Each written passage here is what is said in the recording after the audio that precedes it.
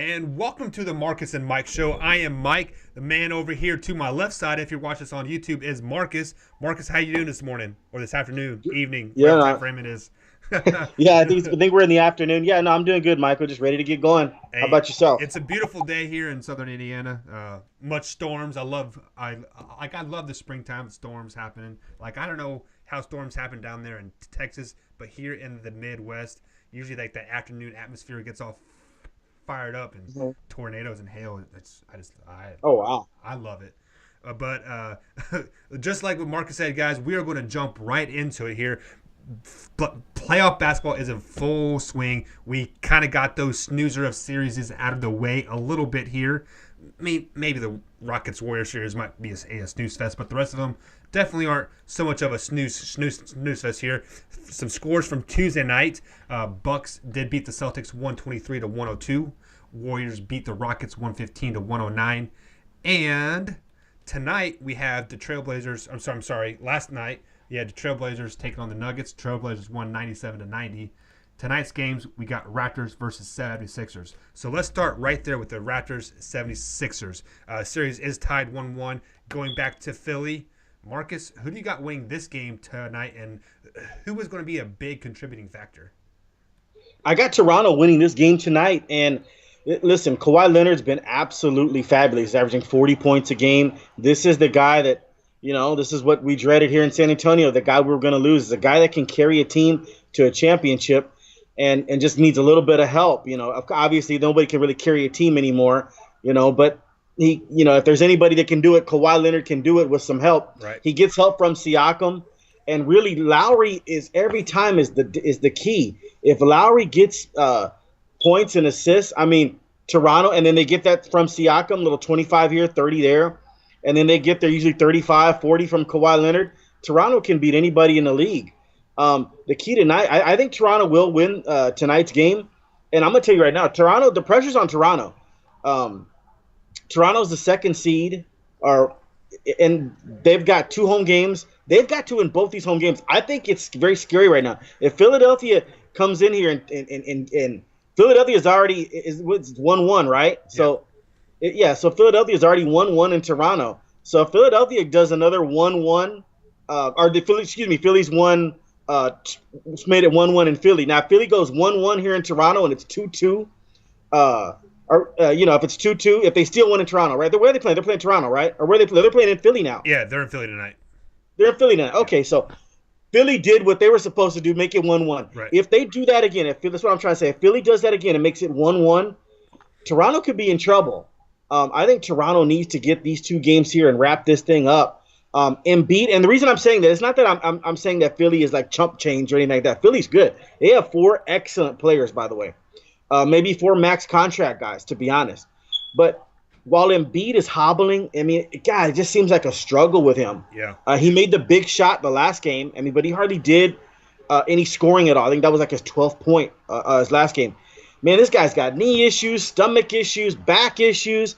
I don't know if he's damaged goods, but I'm going to tell you right now, Embiid, if Embiid was 100%, I think Toronto would be in trouble. But the fact that he's not and he's having all these ailments happening to him, Toronto better get these games because there's a lot of rest in between these games, and Embiid can get a little bit healthy. He won't get fully healthy, obviously. But Toronto needs to get these 2 games, make it 3-1, and wrap this thing up in Toronto, really. You can't hang around with a team that's dangerous. Jimmy Butler, Philadelphia is dangerous. Ben Simmons can ball, get up and down the court like a poor man's LeBron James. He didn't have the explosiveness LeBron has, but he's a heck of a player. Doesn't have the jump shot either like LeBron has, but he's kind of similar in that 6'9", where he's the point guard and he gets everybody involved and he can get up and down the court, But J.J. Redick's been a little bit of a liability defensively here. But Tobias Harris, I love. Like I said, they have like 4 max guys on this team, so Philadelphia is not chump change, but Toronto's, I think, really has to get these games while Embiid is hobbling. Yes. Because if Embiid was healthy, this would be pretty dangerous for Toronto. I'm going to tell you right now, a lot of people were down on the Marc Gasol signing for Toronto. I was not at all. This is a perfect spot for Marc Gasol to shine versus Embiid. Yes. So this is why you got him for a guy for this series. You got Marc Gasol for this series so he can play defense on a hobbling Embiid, and he can do it. I'm waiting. I'm gonna throw. We throw these APBs out there. Lowry's always in that ABA. Where are you, Lowry? But another one, Serge Ibaka. I haven't seen the Serge Ibaka in the regular season that was good in the regular season that can get you 25 and 15. I haven't seen that guy show up in the playoffs yet. Right. So Toronto needs to really step it up. They should be really upset that Philly went in and made it 1-1. They got home court advantage. Now Toronto's got to get it back. I mean, they at least have to make this 1-1. I think they got to go up 2-0 to end this misery of Philadelphia. So this is going to be an interesting game tonight. And I'm interested to see. They haven't said anything when he had like that surgery appendectomy. OG Anunoby. Mm-hmm. They need him back. They're going to need him back for the finals of the Eastern Conference Finals. They need to get OG back. But I think Toronto wins tonight. Kawhi Leonard, big game. Serge Ibaka comes through with a big game. Marc Gasol's defense on Embiid, and Kyle Lowry has to show up. Yep. Ibaka's got to show up. Gasol defense, and Danny Green, he's always been a key too, as well as he plays good defense, but if he hits his threes, they win. So this is a good game too. This is a really good game too. I love this series. Real competitive, but I think Toronto needs this game. I think they'll get this game tonight. Yeah, and it's funny that you brought up Serge Ibaka's name, because I almost forgot he was even in this series, because I haven't, just because he has been disappearing on the court. He reminds me of James Harden. He has a great regular season, and then playoff times, where did he go? Where did he go? Yeah. Lowry is the same. Is the same way. I think he's had one good playoff game, and that was that 40-point game in Orlando, I believe it was 40 or 45 points in Orlando. Since then, we haven't heard a whole lot from him either. Right. I really think this is Toronto's series 2 win. Obviously, they are the higher seed. They are favored, et cetera, et cetera, et cetera. But you have to realize the depth that the 76ers have.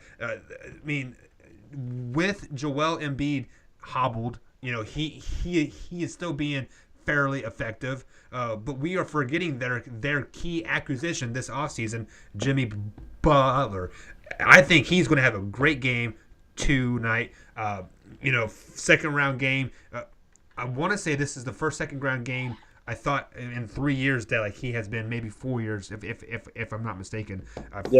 My notes are a little scribbled there. I was writing sloppy this morning apparently, but I definitely look for him to have a big game, his home crowd, in air quotes there. We all kind of think he is just there for the season and then going on to greener pastures per se. Right. So I think I anticipate him getting 35 plus points tonight, and definitely carrying the Philadelphia 76ers into a 2-1 lead and really putting Raptors backs against the wall, because if Raptors go down 2-1 or even 2-2, I think this is Philly's series to win hands down. If Philly wins one game at home, they got to be the favorite in this series. Yeah, no, I agree with your Jimmy Butler thing there, because Jimmy Butler has to take this thing personally.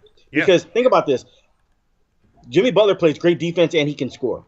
Well, who does that remind you of? Kawhi Leonard. But right. Kawhi Leonard's in that first tier of great players. Jimmy Butler's in that second tier. If I'm Jimmy Butler, and I know he thinks like this, all this accolades going to Kawhi Leonard, you think, man, I can play just as good as defense. I can score just as good as Kawhi Leonard. If Butler takes that personally and wants to match Kawhi Leonard defensive stop for defensive stop and point for point, I'm telling you, he has that talent to do that. And if he does that, let's just say there's some nights, Kawhi's been off the chain, but then Butler came back game 2 and was absolutely fabulous. Yes. If Butler keeps doing that and he kind of cancels Kawhi out, look out, Philly could win this series. I don't see that happening, but Jimmy Butler's right there with Kawhi Leonard, like I said, on that second tier. I'll tell you right now, the Spurs see what life is like without Kawhi Leonard. That defensive stopper every night, plus getting you buckets. Right. DeRozan did a good job on getting buckets and getting other people involved, but he's not the defensive player. I'm going to tell you right now, if Pop were to get his hands on Jimmy Butler in this offseason to replace Kawhi Leonard, Spurs would be first seed every year, for the next 3 years. Right. But, so that's how good Jimmy Butler is. And Pop would love that, to replace Kawhi Leonard with Jimmy Butler. But Jimmy Butler takes this series personally, hears all this stuff about Kawhi Leonard, and comes to play tonight and the next night, Toronto could be in trouble. Jimmy Butler is a big-time key there. Yeah, and Jimmy Butler is definitely playing for his future, like past this year. So, I mean, I'm not for sure how to say this live without saying he doesn't care if he wins or loses, but he has to be more worried about his accolades than really the team's accolades. Like I think, but obviously, I think he's going to play hard and want to win a championship, etc. But at the end of the day, it's his back, that type of thing. So let's move forward here. We will not have a show Friday, guys, because the Kentucky Derby here is in town, and that's where I will be. My first ever Kentucky Derby. This state has literally been shut down for 3 weeks with Derby stuff, and if you guys ever could get a chance, you definitely need to come up and experience it.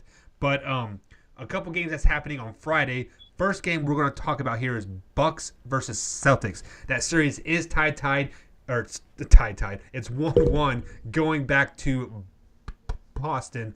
Danny Ainge, the Celtics president, did suffer a mild heart attack on Tuesday after the game.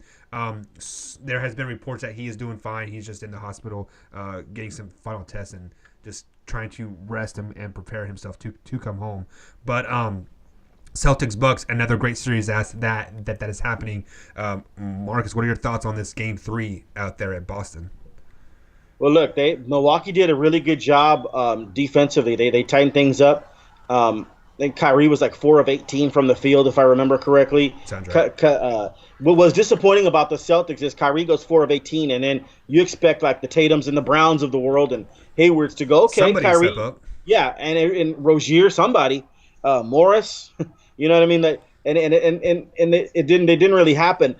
Boston kind of played that second half like we already got our victory, and that happens to some teams. I mean, it just does. But Boston did what they were supposed to do. They went in there and they got the split. It's 1-1.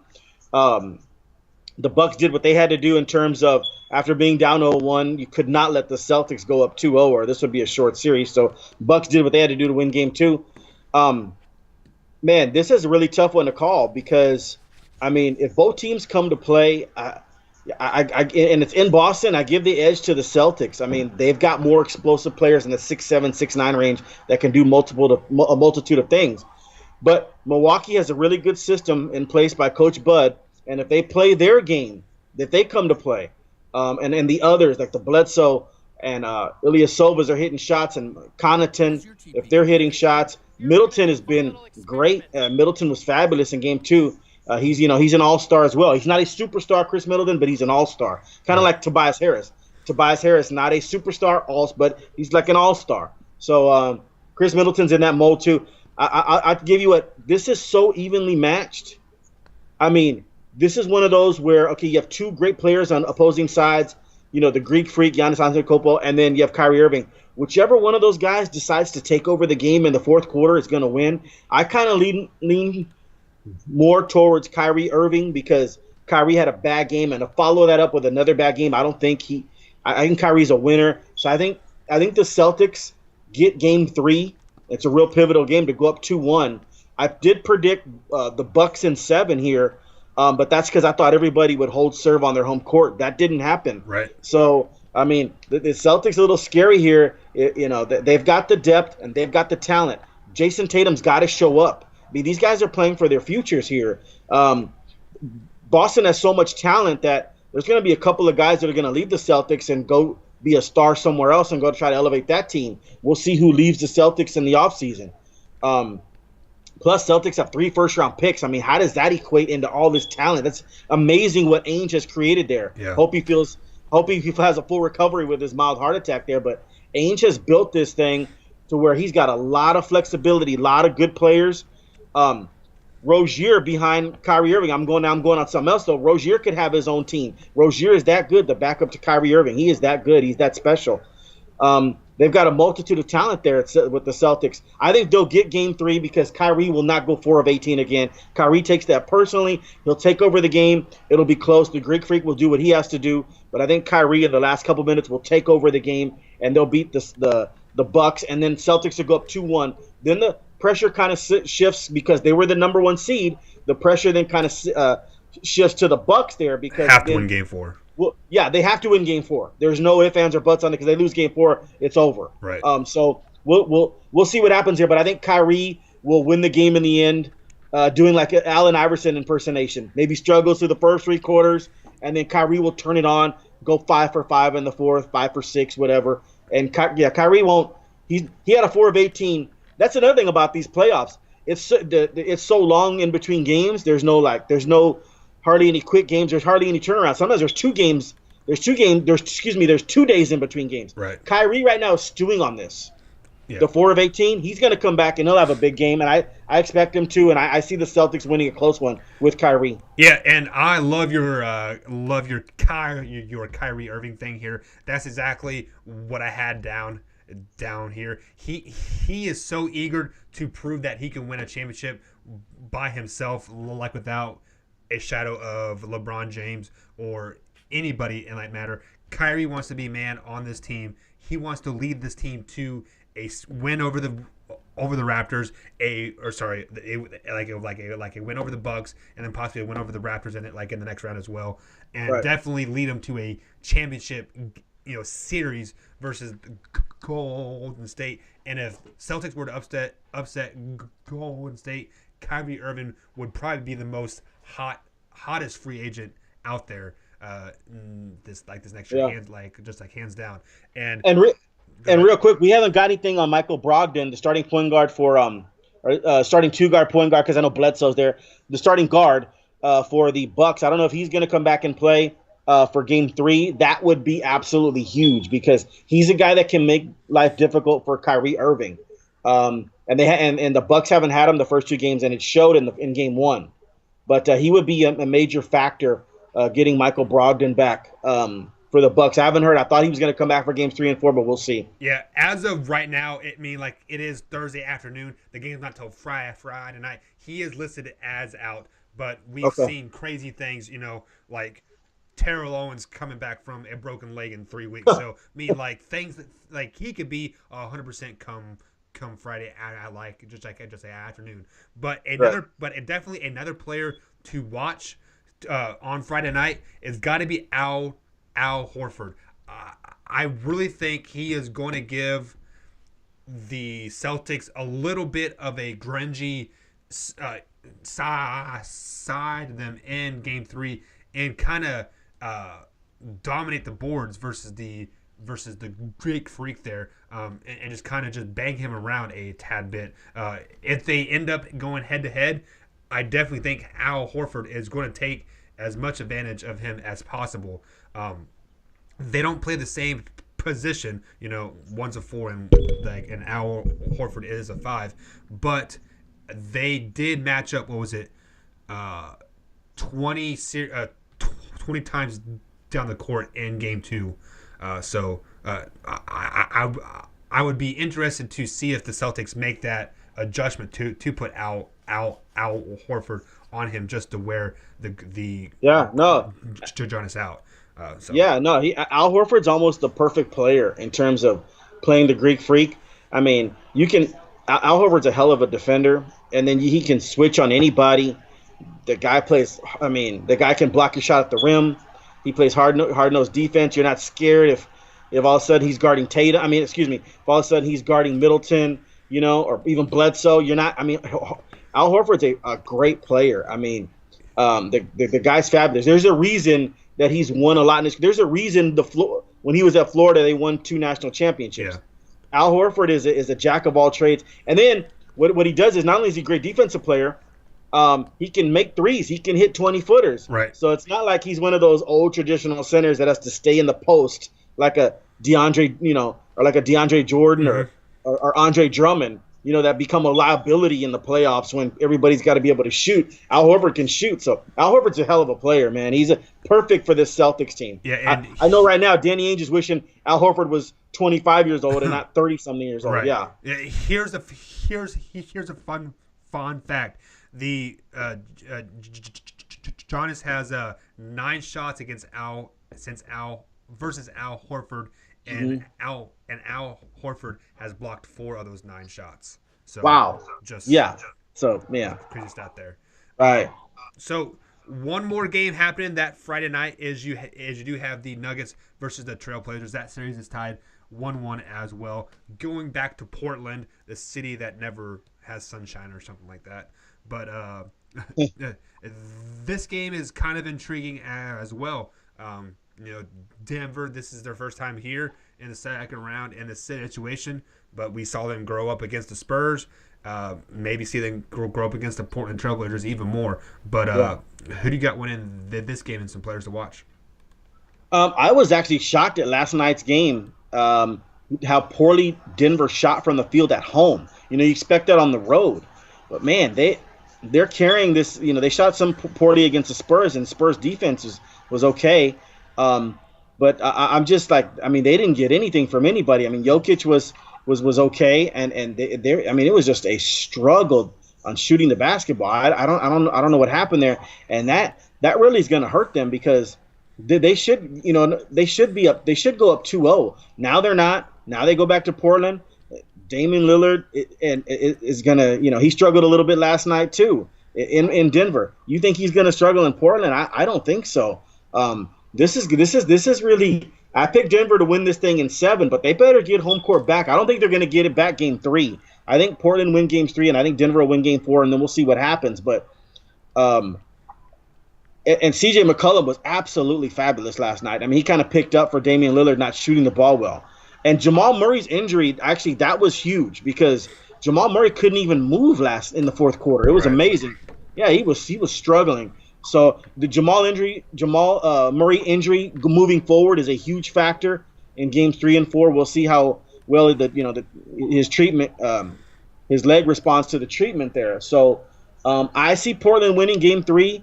Portland, and we've talked about them, they're almost the perfect team. Everybody knows their roles. They have 2 All-Stars, and then they have their others that everybody knows. Enes Kanter's fabulous down there. Playing that kind of like LaMarcus Aldridge role for Damian Lillard a few years ago. Enes Kanter was a great pickup because offensively he's fabulous. Everybody knows their roles in Portland. I thought Denver – I was just picking Denver in 7 just based on home court, that everybody win their home court games. But Denver shocked me last night but not shooting the ball well. Denver's in trouble obviously. Denver's in trouble if they go down if they go down 3-1 and Portland gets these 2 games. I think Denver will bounce back and shoot the ball well in one of these road games. I think it's going to be game 4, but – We'll see. It could be game 3, but Denver won't go out like that. But the Jamal Murray injury is pretty key there for Denver. They can't lose Jamal Murray. If Jamal Murray doesn't play or he's hobbling, this might end really quickly. Right. And I think Portland gets game 3. Yeah, and I agree with you there. I think Portland does get game 3 because of that Murray injury, and this is where the playoffs kind of take its toll. This Portland-Denver series is one of the only series that does play every other night. So take, for example, this Houston Golden State game. James Harden says he has a quad or a knee injury. They have 3 nights off. So if Murray were to get that extra night off, I think he would be able to come back for game 3. But with that being said, I don't think he is going to be ready for game 3. If he is ready, he will only be 70 to 80% tops. And then they turn around and they play Sunday night as well. So game 4, he should be healthy, depending on what happens in game 3 if he happens to get injured again. But with just the Murray injury alone, I got to go with Portland on this one. Yeah. And they're at home.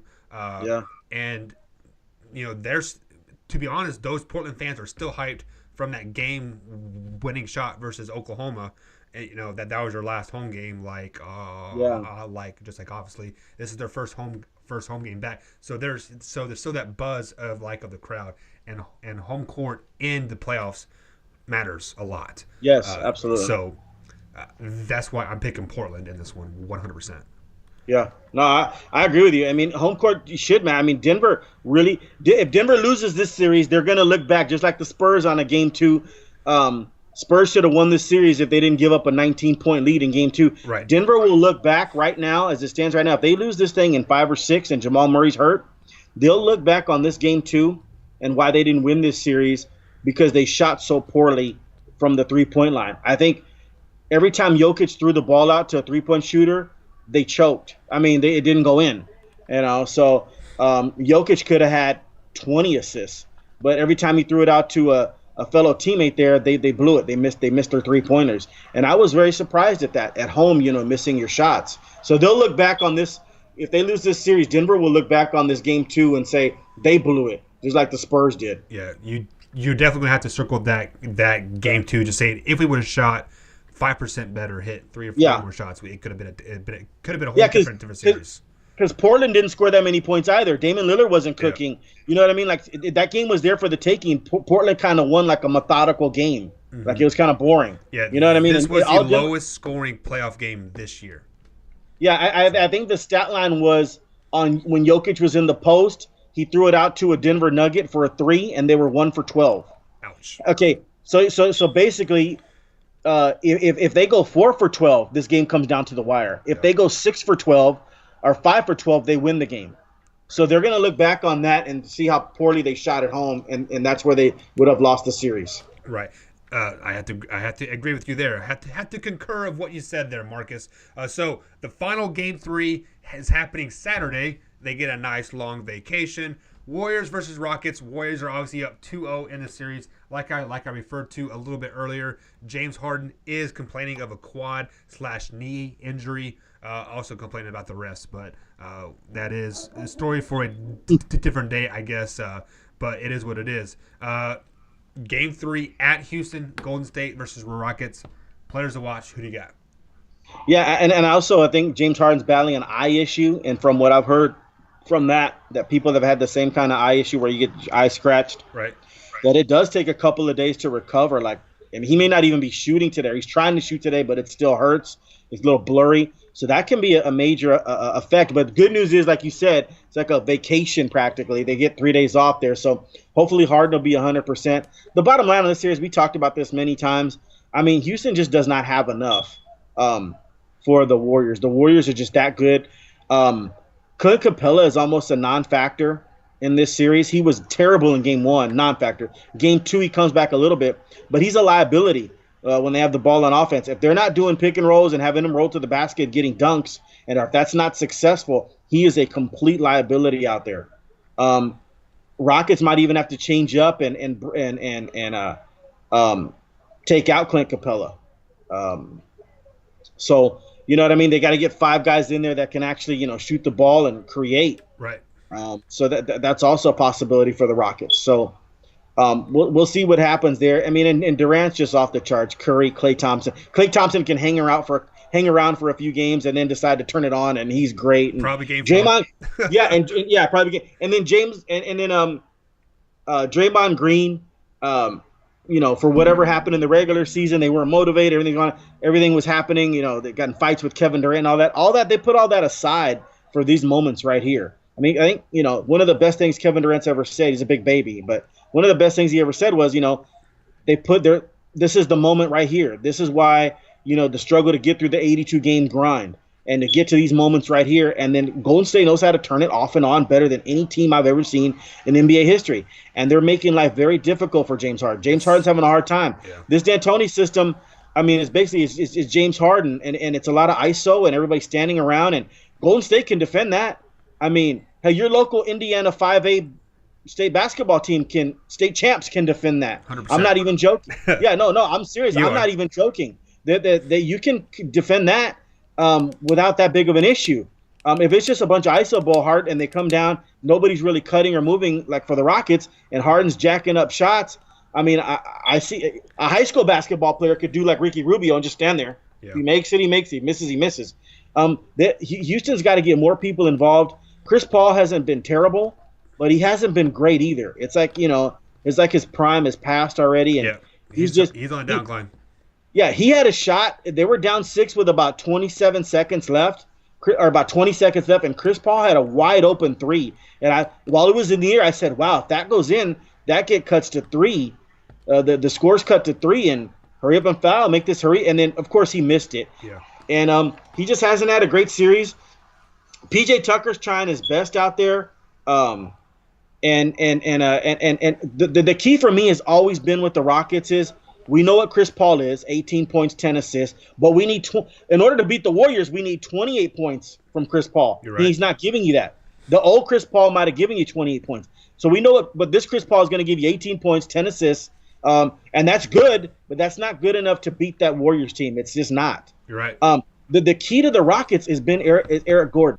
If Eric Gordon can match Steph Curry, Klay Thompson, get a 35-point game in there, Rockets can win.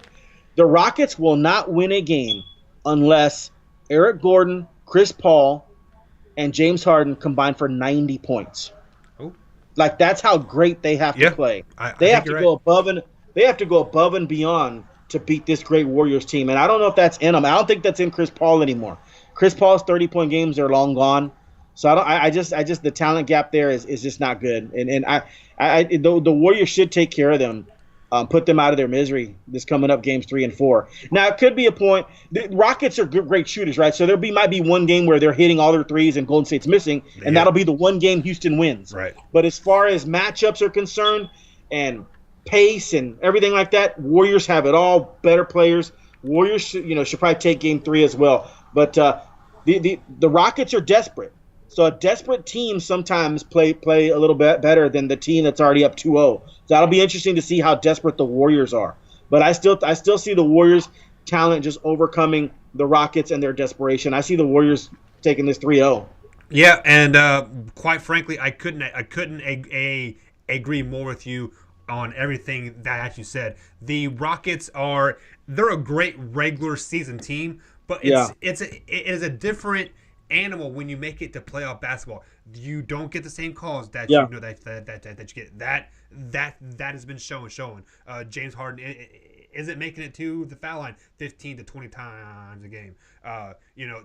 Players play harder. They play a full 48 minutes unless you're Golden State and you play about 28 minutes and you call it a day. But let me throw some stats out at you here. James Harden has taken one mid-range shot this whole series. He's taken one mid-range shot and he's missed that shot. The Rockets as a team have made 1 out of 12 mid-range shots. Okay? Andre Iguodala, or AI for the Warriors, has taken 27 mid-range shots in this series. Wrap your head around. Yeah, well, listen, I'll wrap my head around that. That's an amazing stat you just brought up, and that's a non-winning stat. You're not going to win. You're not going to beat the Warriors by James Harden taking one mid-range jumper. I mean, he's got to get into the lane and create and make some 15-footers. Do a Ray Allen. Right. It can't be just three-pointer or bust. Yeah. People always say that a 3 is better than a 2, but a 2 is better than 0. So when you aren't hitting threes, you have to be able to make a mid-range layup 2-point shot. There are 5 ways to score. You have you have a dunk, you have a mid-range shot, a 3-point shot, fast break point, or a layup. And when you're only doing 2 of those 5 versus a team like Golden State, you cannot compete, let alone win. Yeah, it's like a swing for the fences. Harden's either scoring at the free throw line or a 3-pointer. It's like in Major League Baseball. They either hit the home run, strike out. You know what I mean? Like Texas Rangers, Gallo is the perfect example of that. The guy hits a home run or he strikes out. I mean, it's kind of crazy. I mean, that's go big or go home, right? Yeah. It's just the thing. If I was running the Rockets, I would call D'Antoni and I'd tell him to make a lineup change. I'd get Capella out of there. I'm sorry. Listen, Capella's a really good player, paying him a lot of money, like $85 million over the next 4 or 5 years. Stupid money. But against the Warriors, this does not work. If somehow the Rockets beat the Warriors, Capella would be great against Nurkic. He would be great against in the Eastern Conference Final against Gasol and Ibaka. But he would have been great against Nurkic, Capella, if Portland gets by there. But Capella's a non-factor here. I would move Gerald Green in the starting lineup. 6'8", can shoot threes, can take people off the dribble. Yes. I'd have P.J. Tucker start at the 5 position, and I would change the lineup. And Iman Shumpert is another key here for the Rockets. He's a really good defender, and he can hit open threes.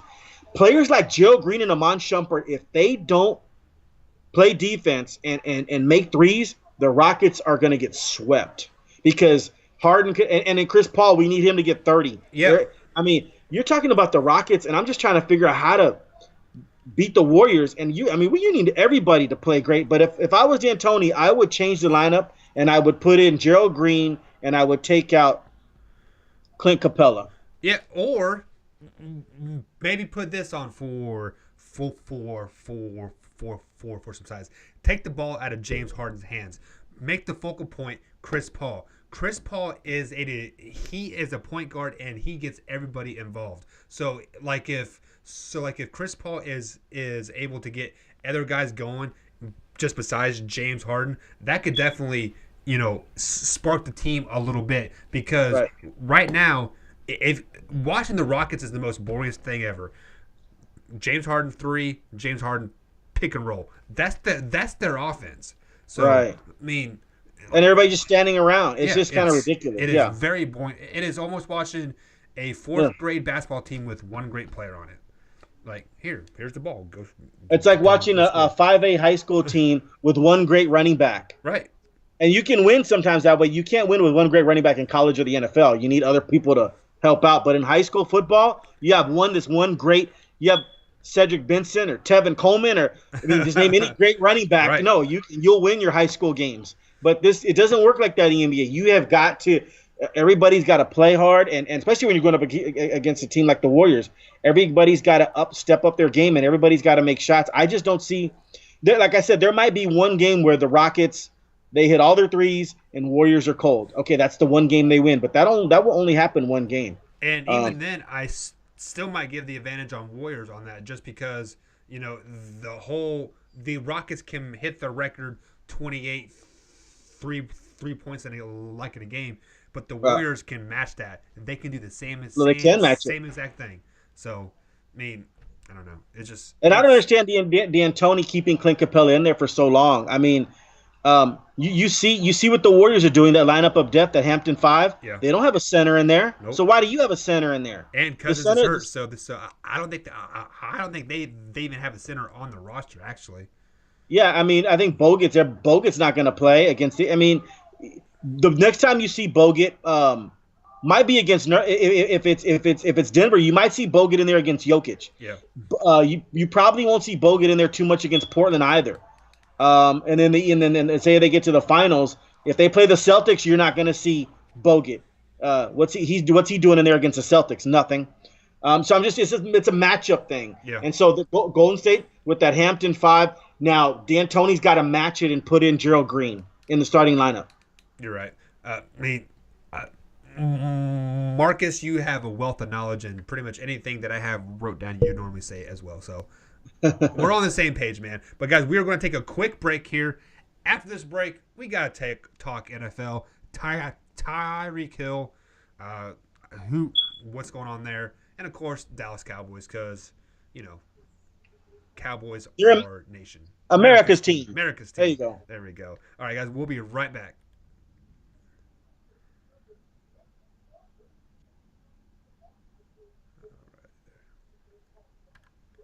All right, guys, welcome back to the Marcus and Mike Show. I am Mike. My man over here to the left is Marcus. Follow us on Twitter at Marcus the Freak, and then myself at mbuck41. If you guys are new here to the YouTube channel, consider subscribing. We'll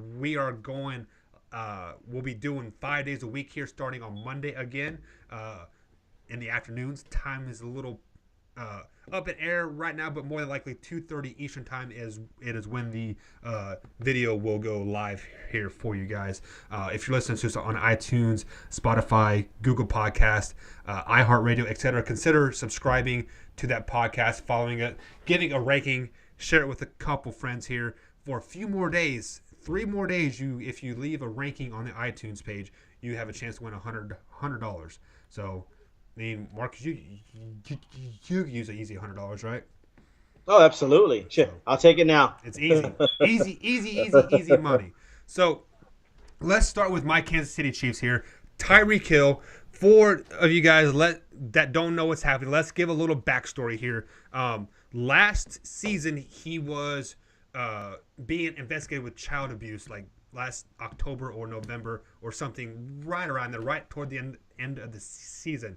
The district attorney says there's not enough evidence. They wiped the case clean. Last week, a tape came out of him saying that yes, he punches his child, spanks him, basically being a parent. And like in my eyes, but he denies breaking the kid's arm. So basically, what has happened here in the last 48 hours is his lawyers of Tyreek Hill wrote a 4 to 6 page letter to the NFL asking them not to put him on the exempt list.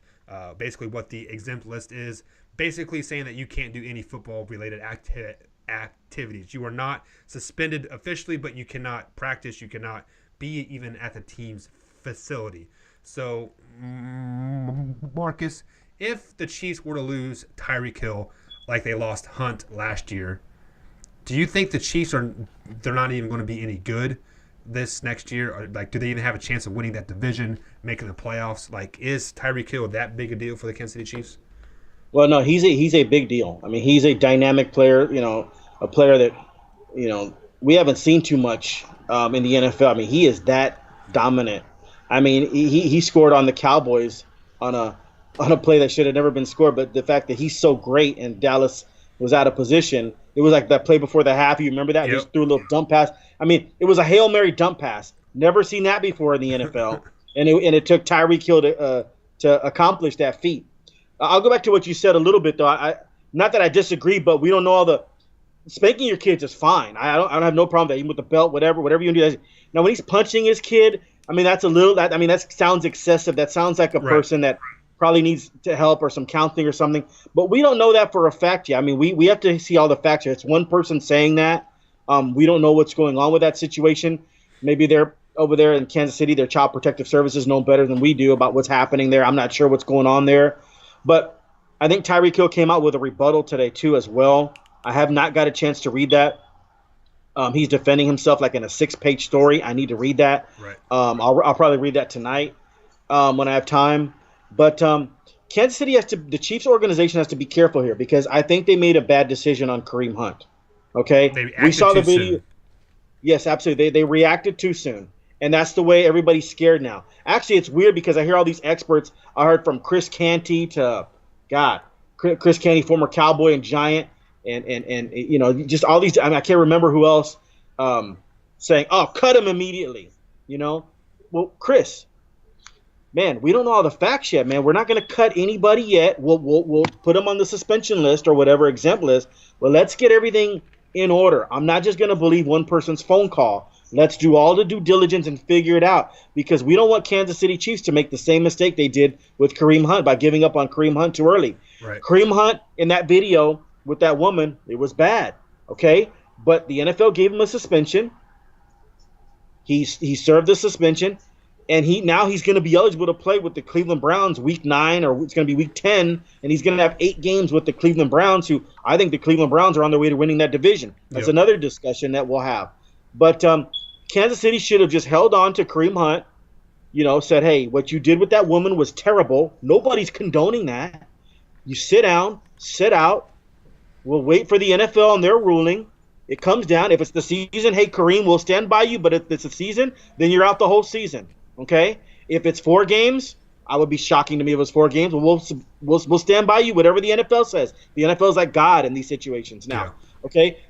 But the NFL came down with 8 games, and then Kansas City releases him, and they have no Kareem Hunt now.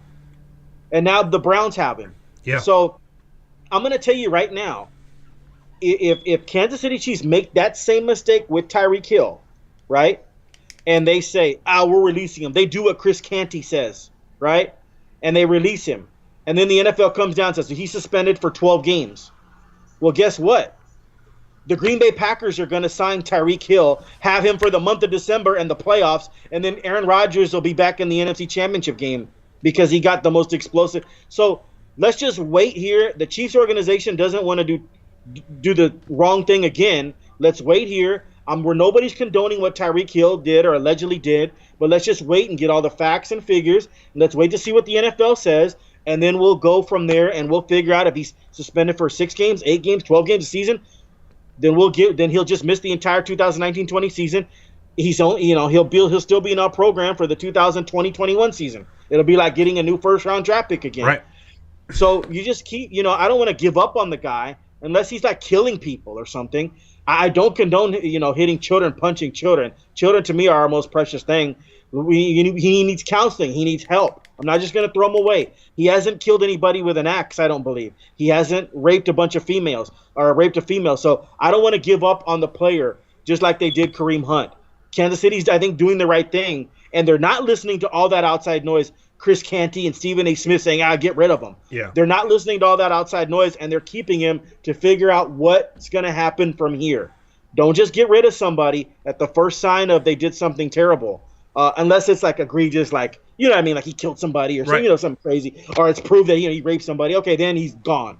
Okay, but that's not the case here. Let's wait and see what happens, and then see what the NFL says, and then we'll figure it out from there. Don't release him. Don't do the same mistake you did with Kareem Hunt. Now the Cleveland Browns are going to have this dynamic player week 9, and they're smiling all the way to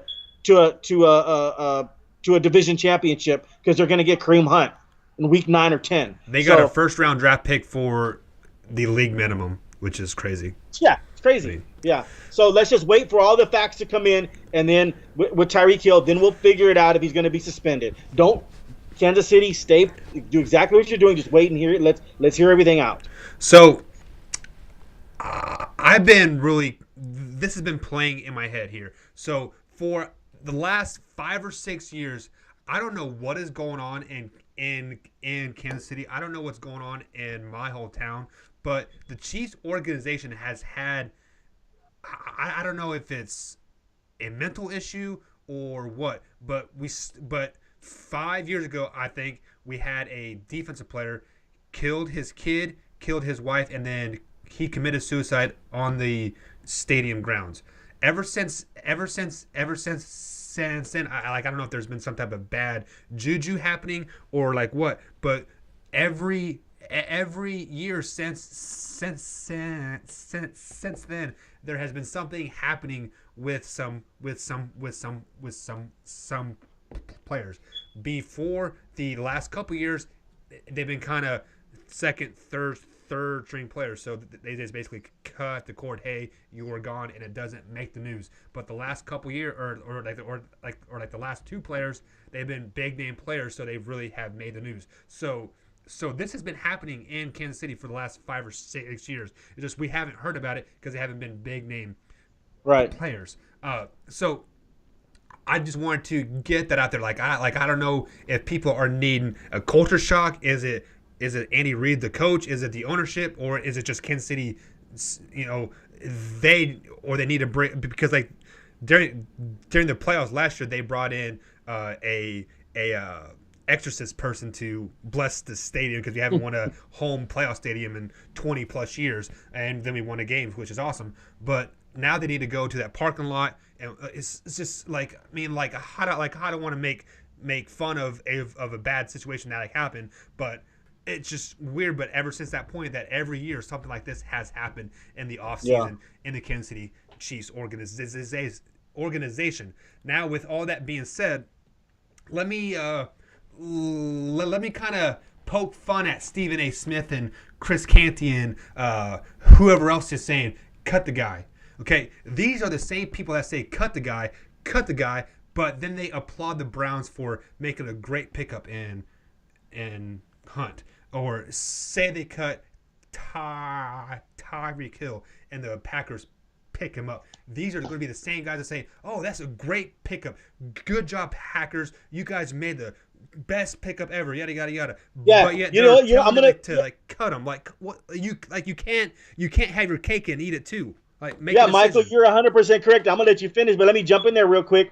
They're some of the same guys that are saying that will say, Tyreek Hill paid his dues. He was suspended for 8 games or 12 games. Yeah. He paid his dues. Now he can re-sign with anybody. What? Yeah, just like the whole Ezekiel Elliott thing a couple years ago. These same guys are saying cut him.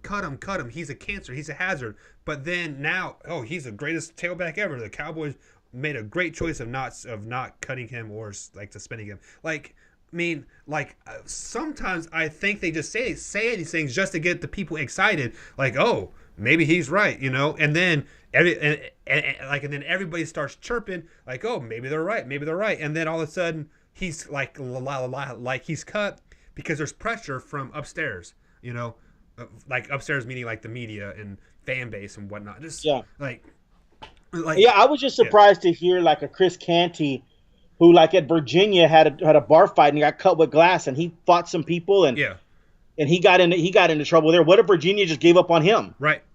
They didn't. Well, hey, you got in a bar fight. You were given a bad image for our school. Yeah. See you later. He would have never met the NFL, right?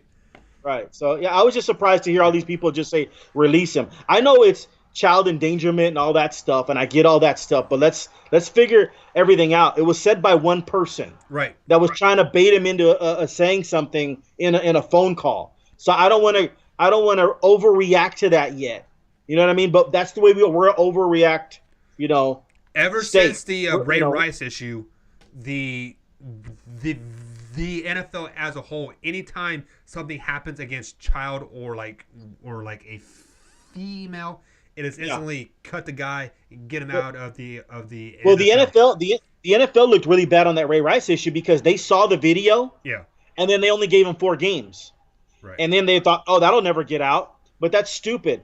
The NFL should have been transparent. They should have shown the video and then suspended Ray Rice for like a year, then reinstated him the next year. Instead, they gave him a little slap on the wrist of 4 games, and the whole country went in uproar. 4 games for hitting a woman, 6 games. You got 6. You would do something not even as bad as that and get 6 games. So hitting a woman got 4 games. I can see why everybody got upset. Right. So then the NFL had to scramble and be like, "Oh my God, we're just going to suspend him indefinitely." They should have shown the video and said he's suspended for a year, and so somebody can re-sign him the following year. Ray Rice ran into the trouble of, he wasn't 24 years old. He was already near 30, and so he's a running back, so nobody wanted him again. You're right. So the NFL had egg on their face and is trying to cover up. Well, and just to add to that point there, just like this whole Tyreek issue, people are making an uproar about it, so the NFL is going to please the fans because they don't want to lose sponsorships. They don't want to lose fans coming to the games. They don't want to lose TV deals. So at the end of the day, Tyreek Hill could be totally innocent, and this case has been shut down by the DA twice, not once but twice. But the NFL is still wanting to put them on the exempt list. The media members, Stephen A. Smith, Chris Canty, still wanting him kicked off or cut from team. So like what do you want? Like the DA, the government, the federal agencies saying, hey, there's not enough evidence here, and they know more than we do. Yeah. They know more than they do. So what are we not seeing here? Like, what are we overlooking? Like, is Stephen A. and Chris Canty just trying to please the crowd to gain more fans? I don't know. It's if everything stays the same and there's no video of him beating a child and it's not been proven that he did what his fiance or now wife says, and it's basically he say she say, and they have to work together to get their child back. I think CPS, Child Protective Services, has custody of their child right now. They have to go through steps to get their child back. The NFL might suspend him 4 games. I don't see anything more than a 4-game right now with our evidence. And then I got to read this 6-page story that Tyreek Hill wrote today, and then to hear his side of it, because we really haven't heard. All we're doing is jumping to conclusions.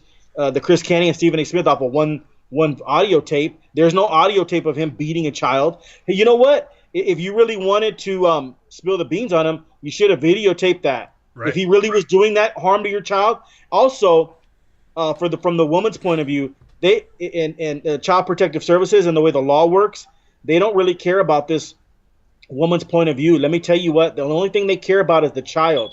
And if Tyreek Hill is that much of a monster, and she went and kept putting him back into harm's way, and she kept on going back to him, right? And she's going to be just as much at fault. That's a great point. As Tyreek Hill is.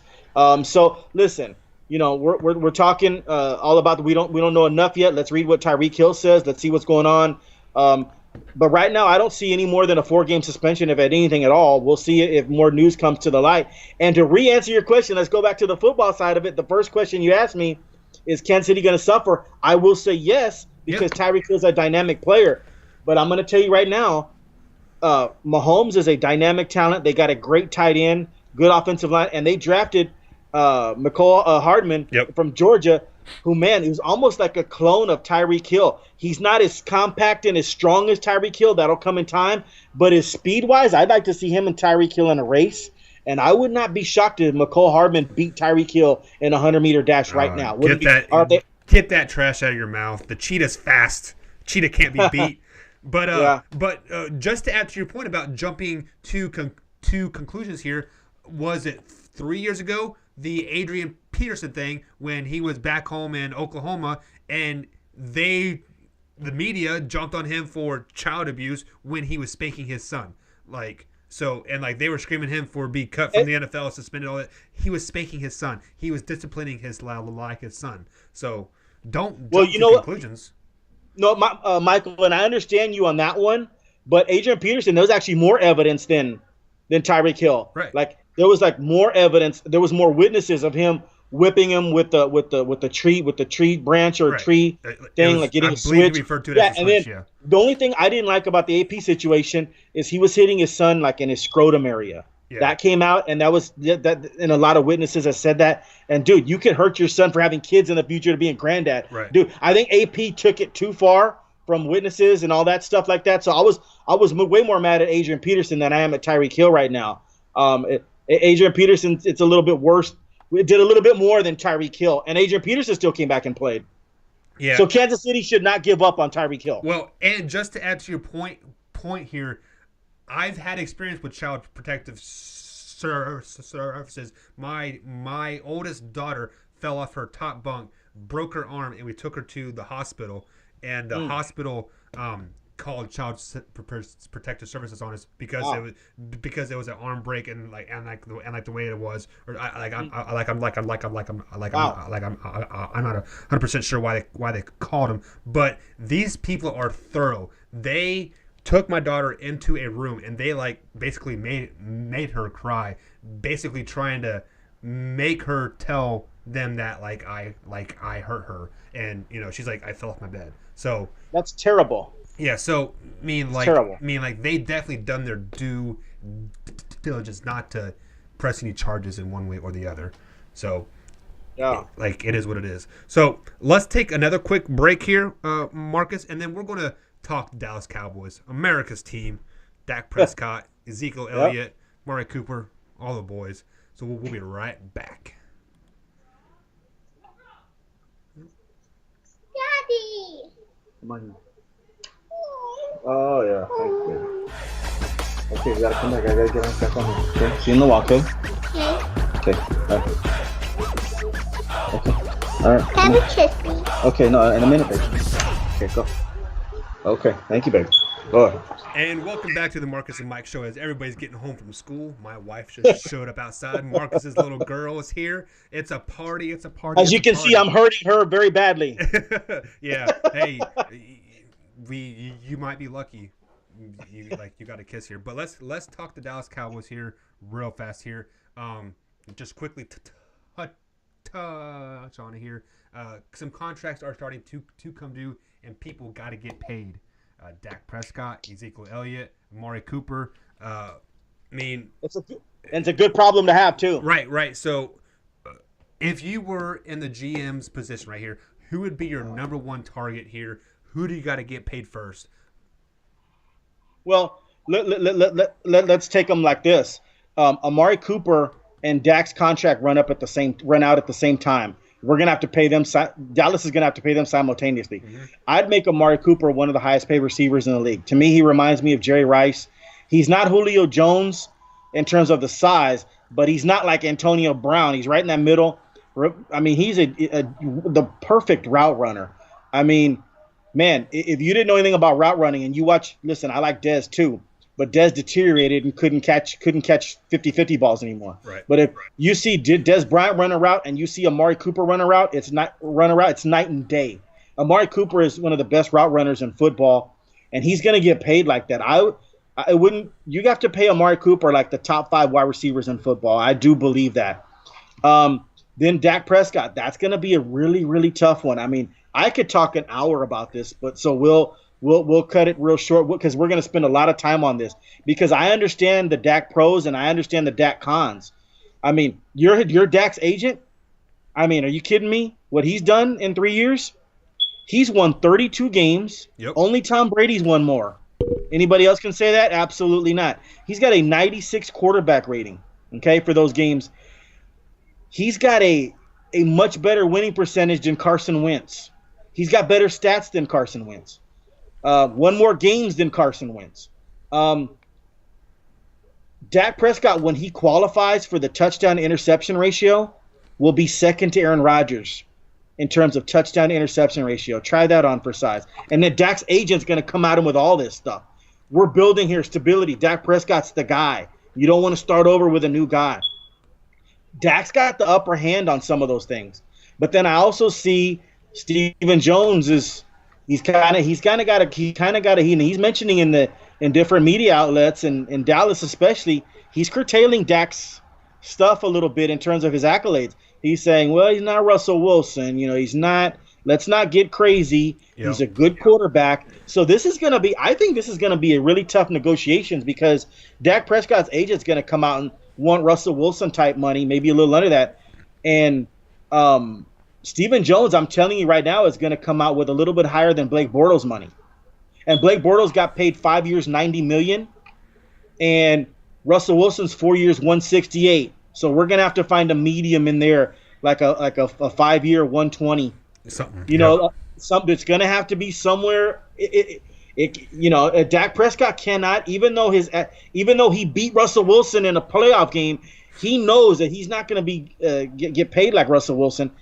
And I'm gonna tell you right now, the Cowboys organization, and I would be behind them if they did this, even though I love Dak Prescott.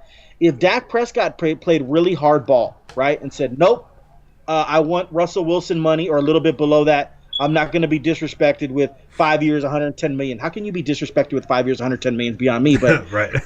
Right. But I won't be disrespected like that, and I'll walk. I'd actually let Dak walk. Yeah.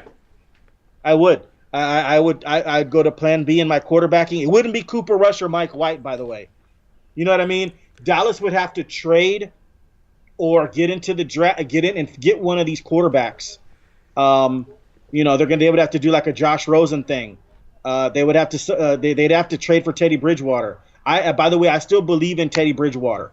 That's another thing. I don't, the Mike Glennons of the world, those guys that the Bears paid a lot of money to, and then he's not that good and all that. I don't believe Mike Glennon. No, absolutely not. It's got to be a really good quarterback. I can find one if I'm a Dallas GM that can do what Dak Prescott does. So I would play hardball if I was Jones, and I'd offer Dak Prescott a really good contract. But if he wants that unbelievable money, I would not give that to him. And even though, and I admire Dak Prescott, I just said all those things about him that I would say if I was his agent, and those are all true things. I hope it all works out. I like Dak, and the Dak haters. I always ask them, if you just get rid of him, then who do you want? Because they hate him so bad. They'll tell you, who's the backup? And that's a little silly. You don't just get rid of somebody. You got to have a plan B. And I think Stephen Jones and those guys, if they play hardball with Dak, they'd have to have a plan B.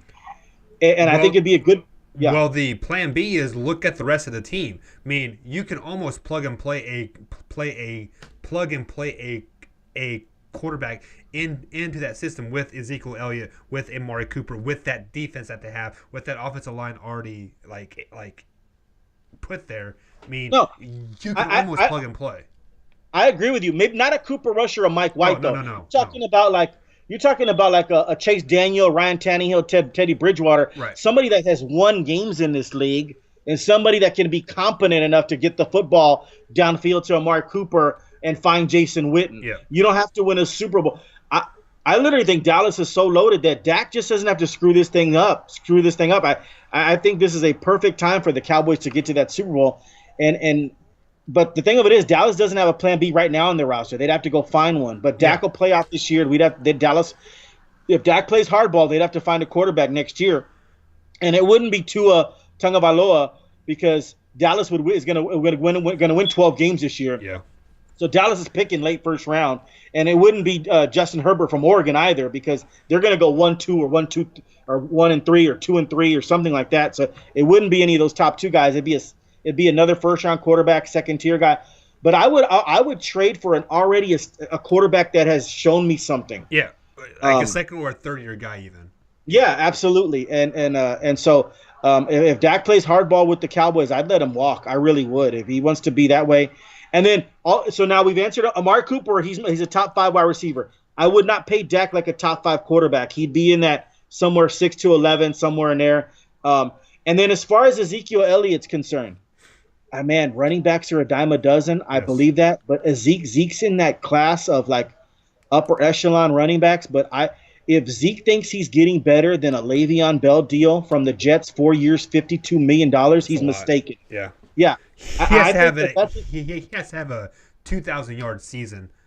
But even then, Michael, like we don't even running backs end up getting hurt. The wear and tear on their body. Look what the Houston Oilers did to Earl Campbell. You kind of run him into the ground. And do you want to pay Ezekiel Elliott in 2 years from now after he goes for $1,800 and $1,600? And I mean, basically, it's just. You don't know. He's going to be like 28, I think 27 the years have old. Shown they don't want to pay tailbacks anymore with the last tailback they had. What's his name? And as a matter of fact, I'll go one further. Murray. If I was Zeke's agent before the wear and tear happens, I'd actually be pushing for like a Le'Veon Bell contract because he's not going to get better than that. It might be worse than Le'Veon Bell in 2 years. Right. I'd be asking, hey, can we get an extension like Le'Veon Bell? We're as good as him. And they would be telling the truth. Zeke's as good as Le'Veon. Give me a 4 years, $52 million. That's $13 million a year. $13 million a year. Amari Cooper is going to get paid more than that, and Dak's going to get paid more than that. Yeah. Because that's just the position, the running back. It doesn't command $25 million, $20 million a year. DeMarcus Lawrence is going to be paid higher than Zeke. $20 million a year. Zeke's never going to see no $20 million a year. So I would, if I'm Zeke's agent, I'd want the Le'Veon Bell contract right now. 4 years, $52 million extension after this year. I'd want to play under my rookie scale, get my $8 million this year because that's $7.9 million, the rookie scale. Then after that, I'd want to sign the extension for a 4 years, $52 million, so I can get to 30 years old at least with a whole lot of money in the bank. Yeah. So you're saying that your top priority is Amari Cooper? Yes. Okay. Yes. And absolutely. And you know what's crazy? What's crazy is that I sometimes I might contradict myself here, but I'm talking about in terms of the Dallas Cowboys. Amari Cooper would be ahead of Dak and Zeke right now. Right. To me, he's like Jerry Rice.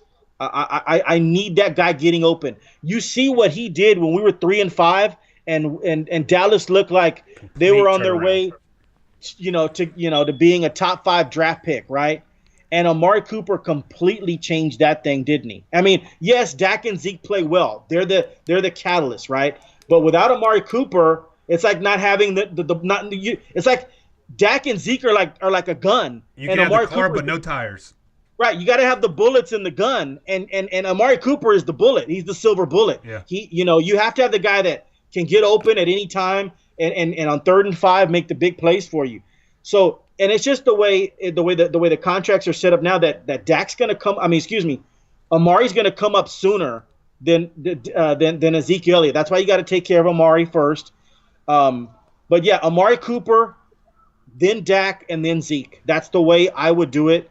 But we'll see how they do it. Because like I said, I think I could even bring in a Ryan Tannehill, or a quarterback like that. Yeah. And he can get the ball to Amari Cooper and hand the ball off to Zeke. Yeah. So Amari Cooper. Or in 3 years, you have a lot of good quarterbacks coming out in the draft as well. Let me go. Yeah. And the reason I was saying I might contradict myself some because a receiver all the time is not a deal breaker in winning a Super Bowl. Teams have won championships without a great receiver. Yeah. Okay? I understand that. But for this specific Cowboys team, they need Amari Cooper. Yes. Yeah. Because without Amari Cooper, that is not opening up the passing game for Ezekiel to run the ball. And absolutely. So, and when you're playing behind, the defense swells up a little bit. It is a domino effect. You have to have. And if Amari anybody, Cooper on this team. if anybody wants to question, me on saying Amari Cooper's not top priority, hey, you want to watch the first 8 games of the Cowboys last year? You pull your teeth. You know, I'd rather stick needles in my eyes. Yep. They were putting 8-9 men on the box, stopping Ezekiel Elliott, and Dak didn't have Witten or a number 1 receiver to throw to. Was that fun for you to watch? No, it hurt. It was terrible. And then when Amari Cooper came, right, everything was better. Yeah, the whole world changed. People like, oh, Super Bowl, Super Bowl, Super Bowl. Yeah. So, but yeah, guys, that is the show for today. Marcus, we're going to get really deep into some Cowboys talk here in the next few weeks because today's magic number is 18. Exactly 18 weeks away until the NFL season start. Take that into effect, guys. 18 weeks. May seem like a lot. It's going to happen like that. And it's going to be beautiful days. Beautiful days. But, guys, as always, thank you for joining us here on the YouTube channel. Be sure to like, comment, and subscribe. Interact with us on Twitter. Follow us on iHeartRadio, iTunes, Spotify, all that good stuff. And we'll be back Monday afternoon. 2:30 Eastern Time is when this podcast will premiere. Until next time, we'll see you guys then. Adios.